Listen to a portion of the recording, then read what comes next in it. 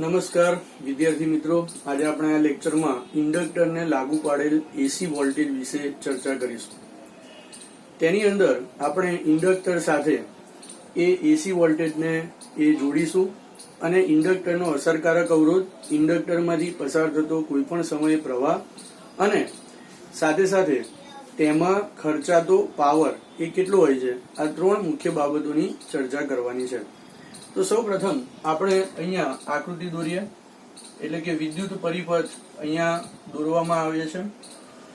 ધારો કે આ એસી સોર્સ છે અને તેમાંથી જે આપવામાં આવતો વોલ્ટેજ છે એ V equals to VM sine omega T આ પ્રમાણે બદલાય છે.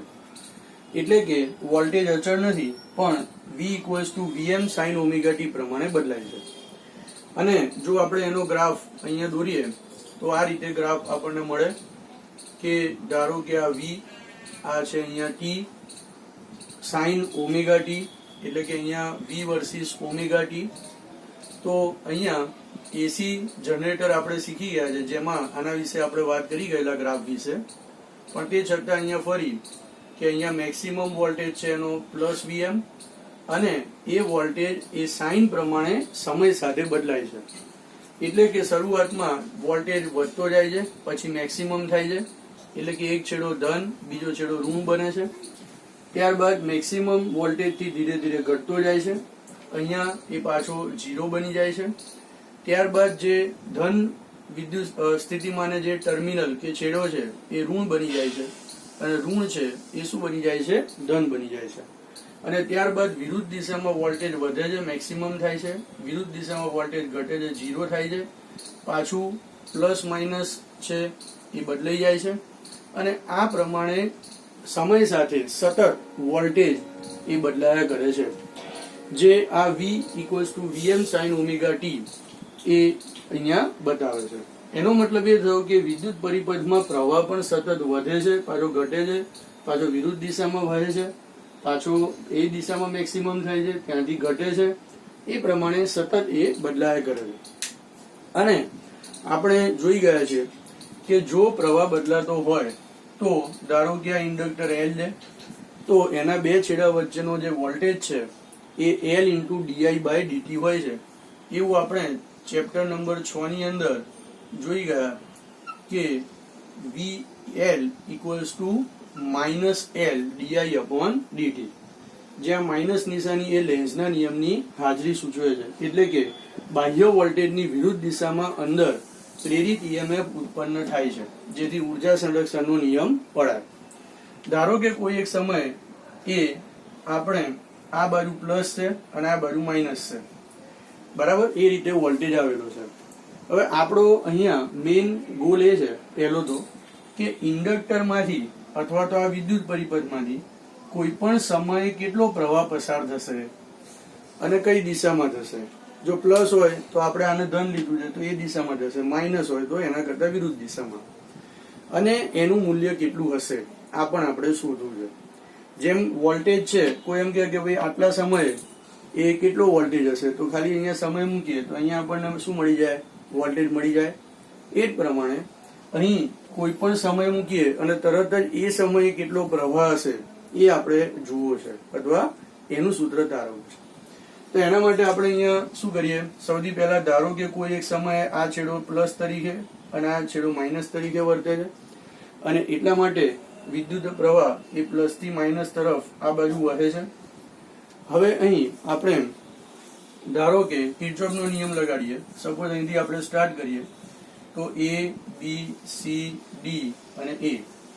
તો એને આપણે કિર્ચોફનો એ બીજો નિયમ, જેને આપણે લૂપનો નિયમ કહીએ છીએ, એ લગાડીએ.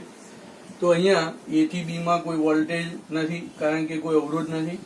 B થી C માં આ પ્રવાહની દિશામાં જઈએ છે, અને એટલા માટે અહીંયા માઇનસ L ડીઆઈ અપોન શું આવશે, ડીટી. પછી અહીંથી આપણે માઇનસ છેડામાં જઈએ છે તો અહીંયા પ્લસ V ઇક્વલ્સ ટુ 0, માટે અહીંયા લખી શકાય કે V equals to L into DI upon DT. પણ આપણને ખ્યાલ છે કે V ઇક્વલ્સ ટુ શું થાય, તો VM sine omega T equals to L into DI upon DT. બરાબર. અને માટે આપણે આઈ ને સૂત્રનો કરતા બનાવવો છે તો આપણે અહીંયા શું કરી શકીએ, માટે આને આમ લખી શકીએ DI upon DT equals to VM upon L, અહીંયા આવશે સાઇન ઓમેગા ટી, અને આને આપણે અહીંયા કહી દઈએ સમીકરણ નંબર 1. ચલો ક્લિયર. તો આ રીતે આપણને અહીં વિકલ સમીકરણ જેવું અહીંયા મળ્યું.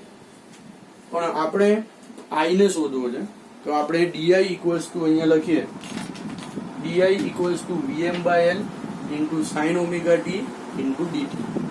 તો માટે અહીંયા DI equals to VM upon L sine omega T into DT.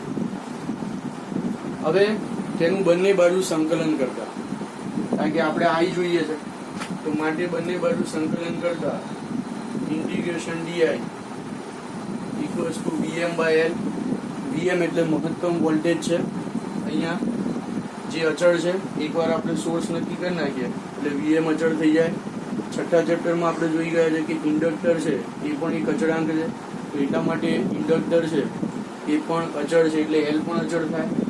સંકલન અથવા વિકલનમાંથી જે અચળ હોય એ બહાર જતું રહે, અને એટલા માટે આપણે અહીંયા કહી શકીએ કે VM upon L integration sine omega T into T. હવે આપણે જાણીએ છીએ કે જો ઇન્ટિગ્રેશન ડીઆઈ કરવામાં આવે તો એ આઈ આવે, અને જો ઇન્ટિગ્રેશન સાઇન ઓમેગા ટી જો આપણે લઈએ તો એનું વિકલન minus cos omega T divided by omega. Sine omega T નું સંકલન થાય છે માઇનસ cos ઓમેગા ટી, અને ટી ની સાથે જે ગુણેલું હોય એ છેદમાં આવે છે. આ એકચ્યુઅલીમાં ચેઇન રૂલનો નિયમ છે જે મેથ્સના વિદ્યાર્થીઓને થોડો ડિટેલમાં આવે છે, પણ સૂત્ર તો બંને સાથે ગોખવાના છે કે integration sine omega T equals to minus cos omega T upon omega. એની સાબિતી પણ હોય છે જે કોલેજ લેવલે મૂકી છે, તો એ વખતે તમે જ્યારે મેથ્સવાળા વિદ્યાર્થીઓ જશો કોલેજમાં તો ત્યાં તમને એની સાબિતી મળશે, તો અહીંયા પણ ક્યાંક કદાચ આપી હોઈ શકે. ઓકે, હવે અહીંયા આપણી પાસે આનું સંકલન કરતા અહીંયા આઈ આવશે વીએમ અપોન એલ, અહીં minus cos omega T upon omega, આ રીતે સંકલન થશે. અને આપણે જનરલી લિમિટ મૂકતા હોઈએ છીએ, પણ બીજી મેથડ છે મેથ્સમાં લિમિટની જગ્યાએ અચળાંક મૂકવું. બરાબર. તો પ્લસ અહીંયા આપણે અચળ એવું મૂકી શકીએ. બરાબર. પણ હવે અહીંયા શું છે કે અચળ કશું છે જ નહીં, વોલ્ટેજ છે એ પણ ચલિત છે, સમય સાથે બદલાય છે, આઈ છે એ પણ સમય સાથે બદલાય છે, એટલા માટે અચળની કિંમત 0 થાય છે. બરાબર. એને બીજી રીતે પણ સમજાઈ શકાય, પણ અત્યારે આપણે એ મેથેમેટિકલ પાર્ટ હોવાથી એમાં બહુ ડિટેલમાં જતા નથી. તો અહીં અચળ છે એ 0 છે. બરાબર. કારણ કે વોલ્ટેજ અને પ્રવાહ આઈ બંને સમય સાથે બદલાય. બરાબર. સમય સાથે બદલાય. ઓકે. હવે આને માટે અચળની કિંમત જો 0 થઈ જાય માટે I equals to VM upon L, અહીંયા ઓમેગા લખી નાખીએ, અને માઇનસ cos ઓમેગા ટી, આ પ્રમાણે આપણને મળે. ઓકે. હવે માઇનસ cos ઓમેગા ટી છે એને આપણે લખી શકીએ sine omega T minus pi by 2. બરાબર. હવે જો અહીં આપણી પાસે જે વી નું સૂત્ર છે એ સાઇન ઓમેગા ટી ના સ્વરૂપમાં છે, એટલે મારે સરખામણી કરવા માટે આઈ નું જે સૂત્ર છે એ પણ સાઇન ના સ્વરૂપમાં જો હું ફેરવું તો એ મને વધારે કન્વિનિયન્ટ રહે. એટલા માટે આપણે અહીં આ નિયમનો ઉપયોગ કરીએ છીએ કે આ સૂત્રનો ઉપયોગ કરીએ છીએ કે માઇનસ cos ઓમેગા ટી જ્યારે હોય તો એના બરાબર sine omega T minus pi by 2 થાય છે. બરાબર. તો માટે અહીંયા આના બરાબર વીએમ અપોન ઓમેગા એલ અહીં sine omega T minus pi. તો આ આઈ છે એ આપણને આ રીતે મળે. ચલો ક્લિયર. એના ઉપરથી તમે જોઈ શકો છો કે આઈ ની કિંમત આ છે, વી ની કિંમત આ છે. તો અહીં પ્રવાહ છે એ કળામાં પાઈ/2 જેટલો પાછળ છે. કોના કરતા? વોલ્ટેજની કળા કરતા. વોલ્ટેજની કળા કેટલી છે? Omega T. પ્રવાહની કળા કેટલી છે? ઓમેગા ટી માઇનસ પાઈ/2. અને કળા વિશે તમે ગઈ સાલથી અત્યાર સુધી શીખી ગયા છો, એટલે એમાં આપણે બહુ ડિટેલમાં જતા નથી. પણ વિદ્યુત પ્રવાહ છે એ વિદ્યુત પ્રવાહ એ વોલ્ટેજ કરતા કળામાં એ પાઈ/2 જેટલો પાછળ છે. બીજું કે અહીંયા આપણી પાસે છે Vm/ωL, અને આ જે Vm/ωL છે એ અચળ છે, જે મહત્તમ પ્રવાહ તરીકે વર્તે છે. કારણ કે આ ચલિત છે, બરાબર. સાઇન થીટાની કિંમત કોઈ પણ જગ્યાએ -1 થી 1 હોય તો અહીંયા આપણે કહીશું કે મહત્તમ પ્રવાહ Im = Vm/ωL, બરાબર. અને અહીં આપણે ધારીને ચાલીએ છીએ કે ωL > 0, અને એટલા માટે Im ની કિંમત છે એ Vm કરતા કેવી હોય? ઓછી હોય. Im ની કિંમત એ કોના કરતા? Vm કરતા ઓછી છે. કેમ? કારણ કે આની કિંમત > 0 છે. જો ωL < 0 હોય, બરાબર, તો Im ની કિંમત એ Vm કરતા મોટી હોય. આ સમજજો. કારણ કે ωL ની કિંમત જો 0.5 હોય, એક ઉદાહરણ લઈએ તો 0.5 એટલે 1/2, તો અહીંયા Vm ની કિંમત એ ડબલ થઈ જાય. કહેવાનો મતલબ એ છે કે મોટાભાગના વિદ્યાર્થીઓ એવું વિચારે છે કે હંમેશા Im એ Vm કરતા નાનો જ હોય. પણ જો ωL એ < 1 હોય તો Im ની કિંમત એ મોટી હોય. અહીંયા આપણે માત્ર આને આપણે એ ધ્યાનમાં લઈશું, જે જનરલી જોવા મળે છે. હવે આપણે શું કરીએ? તો આગળ જઈએ તો અહીંયા આપણી પાસે જે પ્રવાહનું સૂત્ર છે એ આ રીતે લખીએ છે કે I = Vm. પહેલા તો આપણી પાસે વોલ્ટેજ કેટલો હતો? તો V = Vm sin ωt. કોઈ પણ સમયે પ્રવાહ કેટલો છે? તો I = Im sin ωt minus પાઈ/2, બરાબર. આને આપણે આમ પણ લખી શકીએ કે I = Vm sin ωt minus પાઈ/2, જે આનું આ સમીકરણ છે, / ωL. હવે અહીં આપણને ઇન્ડક્ટરનો અસરકારક અવરોધ જોવા મળશે. અહીંયા તમે જુઓ કે આ Vm શું છે? વોલ્ટેજ. I શું છે? પ્રવાહ. ωL શું છે તો એ આપણને ખબર નથી.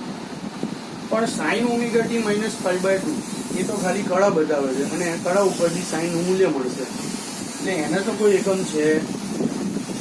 તો કહેવાનો મતલબ એ છે કે આ સમીકરણ કોના જેવું થયું? આના જેવું થયું કે I = V/R, બરાબર. એટલે કે ઓહમના નિયમ જેવું થયું. તો જો એક I હોય, બીજો તમારી પાસે V હોય, તો તમારી પાસે આની જે પરિમાણ છે એ અવરોધનું જ પરિમાણ હોવો જોઈએ ઓહમના નિયમ પ્રમાણે, બરાબર. તો માટે આપણે અહીંયા કહી શકીએ કે આ જે ωL છે એ ઇન્ડક્ટરનો અસરકારક અવરોધ છે.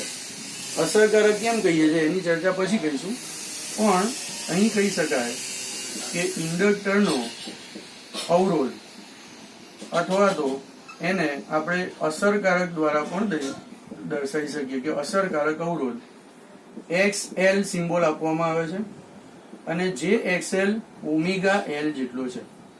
જ્યાં ઓમેગા એની કોણીય આવૃત્તિ છે વોલ્ટેજની, એના વિશે આપણે જનરેટરમાં ડિટેલમાં સમજી ગયા છે શું છે કોણીય આવૃત્તિ. L એનું ઇન્ડક્ટન્સ છે. તો માટે આપણી પાસે સમીકરણ આ રીતે થશે કે I = Vm sin ωt minus પાઈ/2 અને ડિવાઇડેડ બાય શું થશે? XL. ઓકે. તો આનો એકમ કેટલો આવશે? તો એનો એકમ છે ઓમ, બરાબર, કારણ કે અવરોધ છે એટલા માટે એનો એકમ ઓમ છે. તમે ચેક કરી શકો છો. હવે આપણે બંનેના ગ્રાફ અને બંનેના ફેઝર ડાયાગ્રામ પણ દોરીએ અને ત્યારબાદ છેલ્લે પાવરની ચર્ચા કરીએ. પણ આ સમીકરણ આપણને શું આપે છે? તો તમે જુઓ કે એક તો અહીંયા એનો અસરકારક અવરોધ આપણને મળી ગયો કે ઇન્ડક્ટર જ્યારે હોય, માત્ર ઇન્ડક્ટર જોડ્યું હોય પરિપથમાં, ત્યારે એનો અસરકારક અવરોધ ઓમેગા એલ જેટલો હોય છે. સાથે સાથે અહીંયા જે એનો પ્રવાહ છે, તો આ સમીકરણમાં ખાલી તમે સમયની કિંમત મૂકશો તો એ સમયે તમને એનો પ્રવાહ મળી જશે. એટલે જે સમીકરણ અહીંયા આપણે લખ્યું, જે કોઈ પણ સમયે, એટલે આપણો પહેલો એ ગોલ હતો કે જે આપણો હેતુ હતો એ અહીંયા મળી ગયો કે જે કોઈ પણ સમયે વિદ્યુત પ્રવાહ એ દર્શાવે છે અથવા તો વિદ્યુત પ્રવાહનું મૂલ્ય આપે છે, પ્રવાહનું મૂલ્ય આપે છે. બરાબર.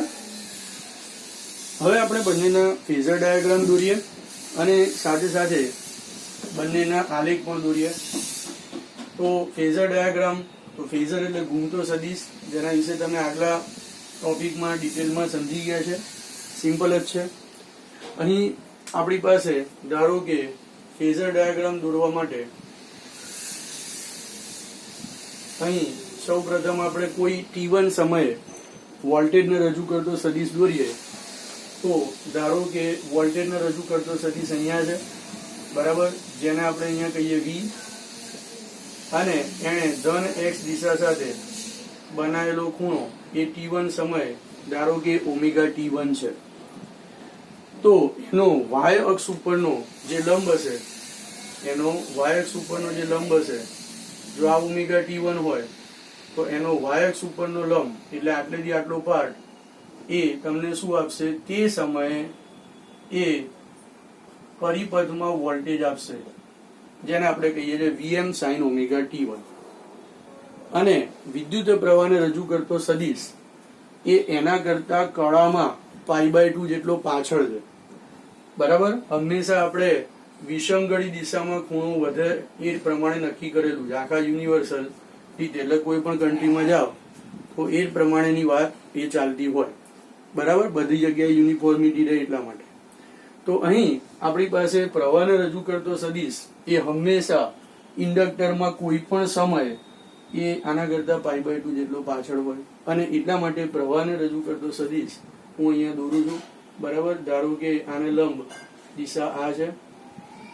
અહીં આપણી પાસે ઓમેગા એલ ગ્રેટર ધેન 1 લીધેલા છે, અને માટે Im ની કિંમત છે એ લેસ ધેન Vm આવે છે.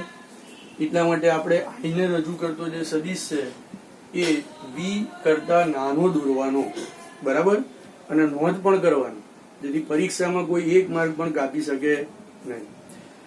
તો અહીં આપણી પાસે આ I ને રજૂ કરતો સદિશ છે, એનો આપણે y અક્ષ ઉપર લંબ દોરીએ.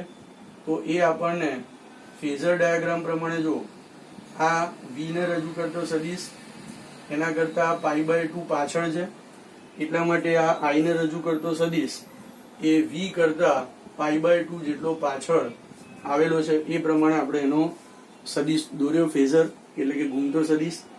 હવે એનો કોઈ પણ સમયે, બરાબર, એ આના ઉપરનો જે ઘટક છે એ આપણને આ Vm છે, આ Im છે, અને એટલા માટે એનો y અક્ષ ઉપરનો જે ઘટક છે એ Im sin omega t1 minus π/2, એટલે કે આ કિંમત જે આવેલી છે એ આપણને શું આપશે? અહીંયા આ કિંમત આપશે. દાખલા તરીકે આને O કહીએ તો OA એના બરાબર શું આવશે? Vm sin omega t1. OB કહીએ તો OB equals to Im sin omega t1 minus π/2. આ રીતે આપણે આપી શકીએ. ઓકે, તો આ થયો એનો ફેઝર ડાયાગ્રામ. એટલે જો તમને પરીક્ષામાં ફેઝર ડાયાગ્રામ ખાલી પૂછે તો તમારે આ દોરવાનો થાય, બરાબર. તમને એમ કે ડાયરેક્ટ વી અને આઈ ના સમીકરણો પૂછી અને આ લખવું તો તમારે આ લખવાની વાત થાય. જેટલું પૂછવું હોય એટલું જ લખવું. હવે આપણે એના આલેખની ચર્ચા કરીએ. બરાબર. તો જે આલેખ છે એનો જો આપણે વિચાર કરીએ તો સૌ પ્રથમ આપણે આનો ગ્રાફ દોરીએ, વી વર્સિસ ઓમેગા ટી. તો અહીં આપણે જુઓ વી, આ છે અહીંયા ઓમેગા ટી. તો વી ની જે કિંમત છે મહત્તમ એ વીએમ લઈ અને જો આપણે એનો ગ્રાફ દોરીએ તો તમે જુઓ કે મહત્તમ કિંમત એની શું આવશે? વીએમ. બરાબર. અને અહીંયા પણ આવશે, આ જે છે માઇનસ વીએમ આવશે. ક્લિયર. અને અહીં ઓમેગા ટી સાથે એ બદલાય છે. અહીંયા એની કળા 0. તમને ખ્યાલ છે કે જ્યારે ટી બરાબર 0 હોય ત્યારે સાઇન 0, તો 0 ઇક્વલ્સ ટુ 0 થાય. એટલે ટી બરાબર 0, તો માટે એ વખતે વોલ્ટેજની કિંમત 0 થાય. એટલે સ્ટાર્ટિંગનું ખાલી મેં તમને અહીંયા બતાવ્યું કે જેથી ખબર પડે કે સાઇનનો ગ્રાફ છે અહીંયા આ રીતે કામ કરે છે. હવે અહીંયા આ કળા π/2 થાય. બરાબર. તમને ખબર છે કે સાઇન 90 એટલે 1 થાય. પછી અહીંયા આ પાઈ થાય, આ 3π/2 થાય, આ 2π થાય, આ 2π પ્લસ 3π/2 એટલે અહીંયા સોરી π/2 એટલે 5π/2 થાય. તો આ આનો ગ્રાફ થાય. હવે આઈ નો ગ્રાફ કેવી રીતે દોરેલો છે એ તમે સમજો કે અહીંયા જ્યારે એ 0 થી મેક્સિમમ થાય છે ત્યારે એ π/2 જેટલી કળા એની વધે છે. બરાબર. અથવા એનાથી ઊંધું π/2 કળા વધે ત્યારે 0 થી મેક્સિમમ થાય છે. અને કરંટ છે એ એના કરતા π/2 જેટલો પાછળ છે. એટલા માટે આપણે અહીંયા શું કરીશું તો આ રીતે આપણે એને સમજીશું કે જો તમે એ આઈ વર્સિસ ઓમેગા ટી નો ગ્રાફ એ દોરવા માંગતા હોય તો અહીં આઈ વર્સિસ ઓમેગા ટી નો ગ્રાફ દોરવો હોય તો એ વી કરતા કળામાં π/2 જેટલો પાછળ છે. એટલે ટી બરાબર 0 સમયે વી 0 છે પણ એના કરતા તમે π/2 પાછળ લો તમે તો એ શું આવે? ઋણ મેક્સિમમ આવે. બરાબર. આનાથી π/2 પાછળ.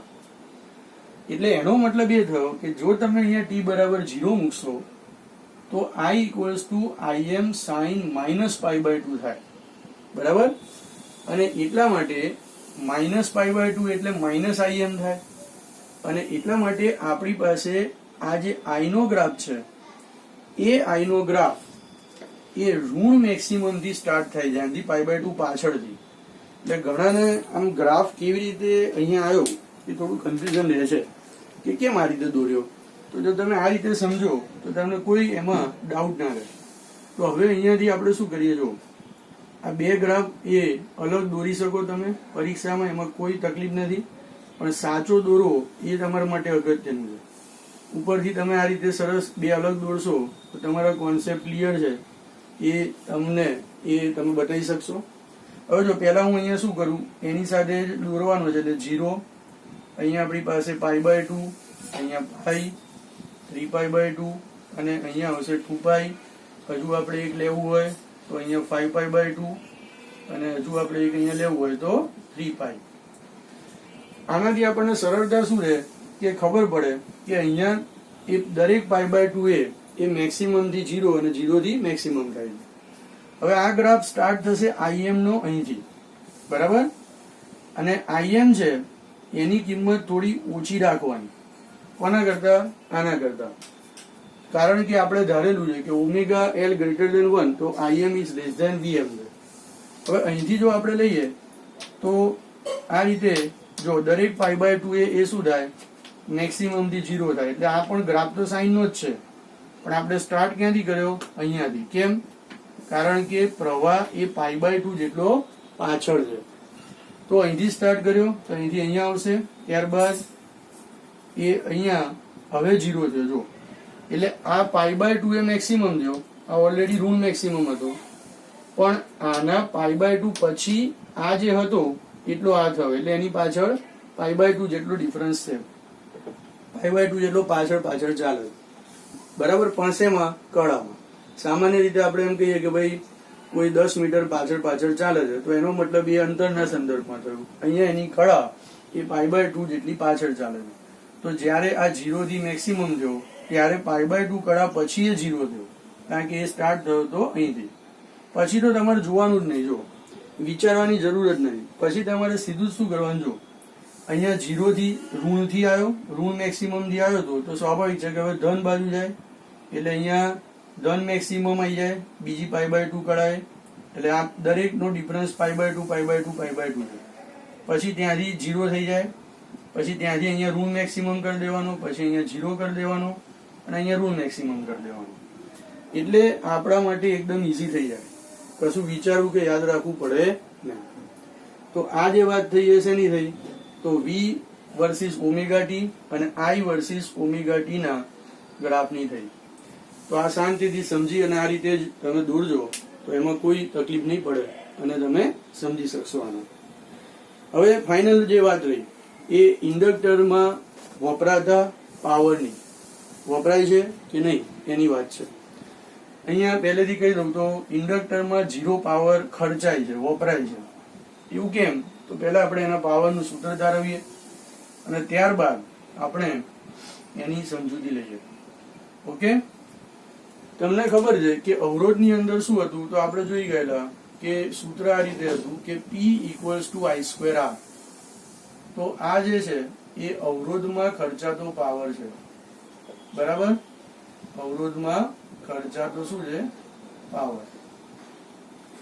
પણ આ પાવર વ્યય પામે છે, એટલે કે અવરોધમાં શું થાય છે, વિદ્યુત ઉર્જાનું રૂપાંતરણ, વિદ્યુત ઉર્જાનું એ રૂપાંતરણ ઉષ્મા ઉર્જામાં થાય છે. શેમાં થાય છે, વિદ્યુત ઉર્જાનું રૂપાંતરણ એ ઉષ્મા ઉર્જામાં થાય છે, એટલે વ્યય પામી જાય છે. કારણ કે ઉષ્મા ઉર્જા આપણને પાછી વિદ્યુત સ્વરૂપે મળતી નથી. દાખલા તરીકે ઇલેક્ટ્રિક હીટર, ઇલેક્ટ્રિક ઇસ્ત્રી, આ બધામાં એ ઉર્જા વપરાય છે, એટલા માટે એના બિલ પણ ઘણા વધારે આવે છે, તમે જાણો છો, બરાબર. જ્યારે આમાં શું થાય છે કે એ ઉર્જા ચુંબકીય ઉર્જામાં સંગ્રહાય છે અને પછી પાછી એ પાછી મળે છે. કેવી રીતે, તો પહેલા આપણે એનું સૂત્ર તારવીએ કે શું ખરેખર સૂત્ર પરથી એ મળે છે. તો પહેલા તો ટી સમયે પરિપથમાં તત્કાલીન પાવર આપણે લઈએ તો P = V × I થાય. આ જો આ ટી સમયે વોલ્ટેજ નું સૂત્ર છે, આ ટી સમયે I નું સૂત્ર છે. આપણને ખબર છે કે પાવર એટલે શું, V × I. તો એટલા માટે ટી સમયે પરિપથમાં તત્કાલીન પાવર છે એનું સમીકરણ આ રીતે થાય. અહીં V એટલે Vm sin omega T, I એટલે Im sin ની જગ્યાએ ડાયરેક્ટ હું અહીંયા લખી દઉં -cos omega T, sin omega T -π/2 ની જગ્યાએ. હવે કોઈ કે કેમ એવું, તો મારે અહીંયા આવી જરૂર છે એટલા માટે આપણે આ રીતે લખ્યું. તો આના બરાબર શું થશે, જો Vm Im માઇનસ આગળ લઈ લઈએ sin omega T * cos omega T. તો આ આપણને તત્કાલીન પાવર P મળ્યો. હજુ આમાં આપણે થોડા ચેન્જીસ કરીએ તો એ આપણે આ રીતે લઈશું.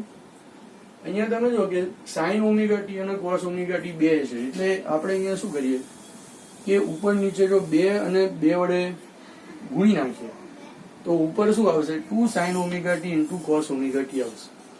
અને એટલા માટે sin 2 ઓમેગા ટી થશે.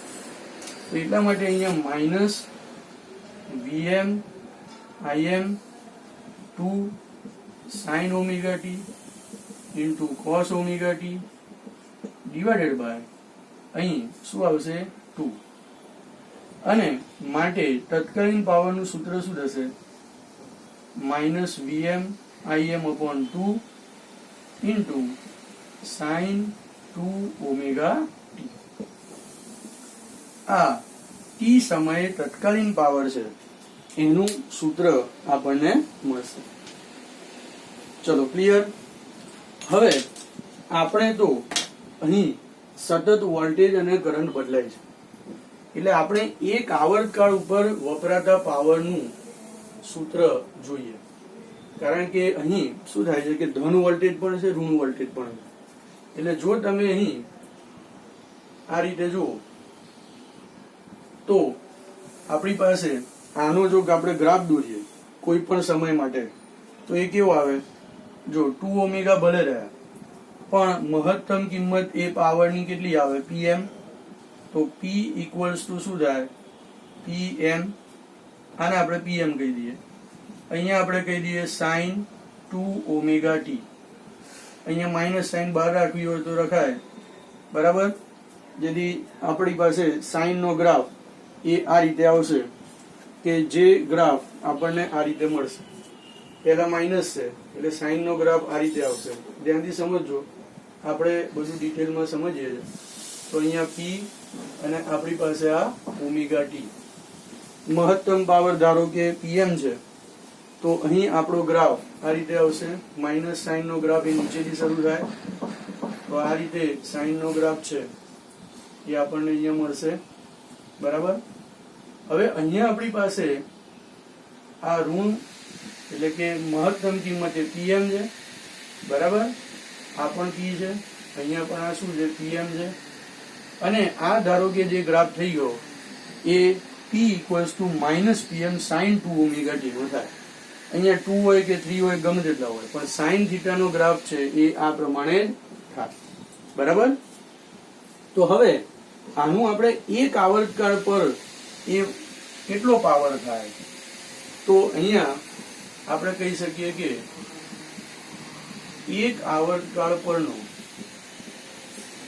સરેરાશ પાવર, એક આવર્તકાળ પરનો સરેરાશ power average of p equals to 1/t integration 0 થી t. હંમેશા જ્યારે સાઇન કે કોસાઇન ઉપર તમે સરેરાશ લો ત્યારે એક આવર્તકાળ પરની સરેરાશ લેવામાં આવે છે. જેમ કે અહીંયા આ 0 થી એક કમ્પ્લીટ દોલન ક્યારે પૂરું થાય, જ્યારે અહીંયાથી એ 0 થાય, એક ઋણ અર્ધચક્ર પૂરું થાય અને એક ધન અર્ધચક્ર પૂરું થાય. તો આટલેથી આટલો સમયગાળો છે એ t જેટલો થાય. જો આપણે અહીંયા માત્ર t સાથેનો ગ્રાફ દોરીએ તો ઓમેગા t લખો તો પણ વાંધો નથી, સરખું જ છે બંને. તો 1/t ઇન્ટિગ્રેશન 0 to t અને અહીંયા p ઇન્ટુ dt.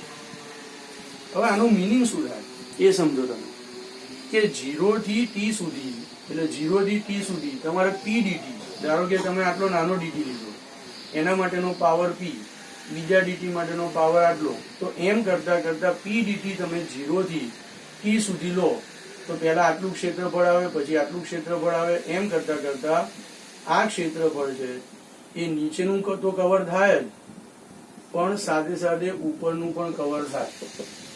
અને એ p dt નો સરવાળો, સંકલન એટલે શું, સરવાળો. તો અહીંયા તમે જુઓ છો કે જો આટલેથી 0 થી t/2 સુધી ઋણ પાવર મળે છે અને t/2 થી t સુધી એટલો જ ધન પાવર મળે છે. તો છેવટે તમે જો એ બંનેનો સરવાળો કરો તો જેટલો ઋણ પાવર એટલો ધન પાવર, તો સરવાળો કેટલો થઈ જાય, 0.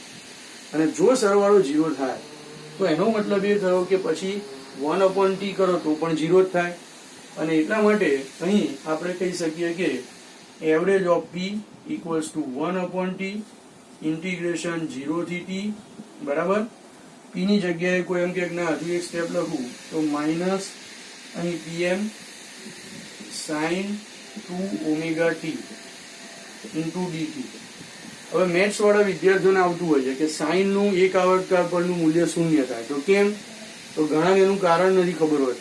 કારણ કે એક આવર્તકાળ ઉપર સાઇન કે કોસાઇન માટે જેટલો ભાગ નીચે છે એટલો જ ભાગ ઉપર છે અને માટે એનું 0 છે. આ તમે ટૂંકમાં લખી શકો છો. આને સમજાવવા માટે થોડું લંબાણપૂર્વક તમને સમજાવ્યું છે, પણ તમે ટૂંકની અંદર એ ચોપડીમાં આપ્યું છે એમ સમજી અને લખી નાખો તો પરીક્ષામાં એના પૂરેપૂરા માર્ક્સ મળશે. પણ આપણે કોન્સેપ્ટ ક્લિયર કરવા માટે આપણે આ વાત છે અહીંયા સમજાવી દઈશું. તો માટે average of p equals to અહીંયા એક આવર્તકાળ ઉપરનું જે અહીંયા મૂલ્ય છે મેથેમેટિક્સ પ્રમાણે પણ ખાલી લખી આપું છું તો ઇન્ટિગ્રેશન શું થશે, sin 2 omega T into DT 0 થી t, અને એક આવર્તકાળ ઉપરનું મૂલ્ય 0 થાય અને માટે એક આવર્તકાળ પરનો સરેરાશ પાવર એ શું થાય, શૂન્ય થાય. બરાબર. તો એનો મતલબ એ થયો કે આમાં કોઈ પાવર ખર્ચાતો નથી. તો એ જાય છે ક્યાં, તો એના વિશે હું એક સ્ક્રીન રેકોર્ડર ઉપર તમને એ સમજાવીશ. બરાબર, જે હું એમાં પાછળ અપલોડ કરીશ. પણ અહીંયા ટૂંકમાં તમે થોડું સમજી લો કે અહીં થાય છે શું. જો કે એ લખવાનું નથી, આપણી થિયરી આટલે સુધી જ છે, પૂરી થઈ ગઈ. આ માત્ર પાછળ આકૃતિઓ આપી છે, એમાં થોડું સમજાયેલું છે અને આપણા કોન્સેપ્ટ માટે આપણે સમજવાનું છે કે જ્યારે આ વોલ્ટેજ વધે છે પ્લસ માઇનસમાં, તો અહીંયા જ્યારે વોલ્ટેજ વધે છે, તો જ્યારે વોલ્ટેજ વધતો હોય ત્યારે પ્રવાહ પણ વધે છે, અને એ વખતે આની અંદર ચુંબકીય ફ્લક્સમાં વધારો થાય છે, અને એ વખતે અંદર ચુંબકીય ફ્લક્સમાં સતત વધારો થવાથી અંદર ઉર્જા, આપણે આ સૂત્ર તારવી ગયા છે 1/2 Li². એટલે કોઈ પણ સમયે એની અંદર સંગ્રહાયેલી ઉર્જા એ ચુંબકીય ઉર્જા સ્વરૂપે સંગ્રહ પામશે, જ્યાં I એ શું છે, એ વખતનો તત્કાલીન પ્રવાહ. અને તત્કાલીન પ્રવાહ હોવાથી અહીં તમારી પાસે વિદ્યુત ઉર્જા એની જેટલી છે એ ચુંબકીય ઉર્જામાં રૂપાંતરિત થશે, અને ત્યારબાદ જ્યારે વિરુદ્ધ દિશામાં પ્રવાહ વહેતો હોય ત્યારે ચુંબકીય ઉર્જા છે એનું રૂપાંતરણ વિદ્યુત ઉર્જામાં થશે. આપણને ખબર છે કે આપણે છઠ્ઠા ચેપ્ટરમાં જોઈ ગયા છે કે ઇન્ડક્ટરમાં જો I જેટલો સ્થિર વિદ્યુત પ્રવાહ હોય તો તેની સાથે સંકળાયેલી ચુંબકીય ઉર્જા 1/2 Li² જેટલી હોય છે. તો ચુંબકીય ઉર્જાનું વિદ્યુત ઉર્જામાં અને વિદ્યુત ઉર્જાનું ચુંબકીય ઉર્જામાં રૂપાંતરણ થાય છે. એટલે પેલાની જેમ ઉષ્મા ઉર્જા સ્વરૂપે પાવર વ્યય પામતો નથી, પણ સરેરાશ પાવરની કિંમત 0 થાય છે. તો આ સાથે આપણે અહીંયા તમામ વસ્તુઓ સમજ્યા. આની પાછળ આકૃતિઓ આપી છે, જે હું અલગ વિડીયોમાં તમને એ સમજાવીશ. તો હવે આટલી વાત જે છે એ તમે સમજી અને તૈયાર કરી નાખજો, તો તમને આમાં કોઈ તકલીફ નહીં પડે. બધા કોન્સેપ્ટ ક્લિયર થઈ જશે, સાથે સાથે MCQ પણ તમને આવડશે, તો એ તમારા માટે ફાયદારૂપ થશે. આવું જ કેપેસિટરનું છે, જે આપણે બીજા વિડીયોની અંદર જોઈશું. તો જેમાં આપણે સેમ આ જ પ્રમાણે પાવર 0 કરીશું, એના ફેઝર ડાયાગ્રામ, અને એ પણ આપણે સૂત્ર તારવીશું.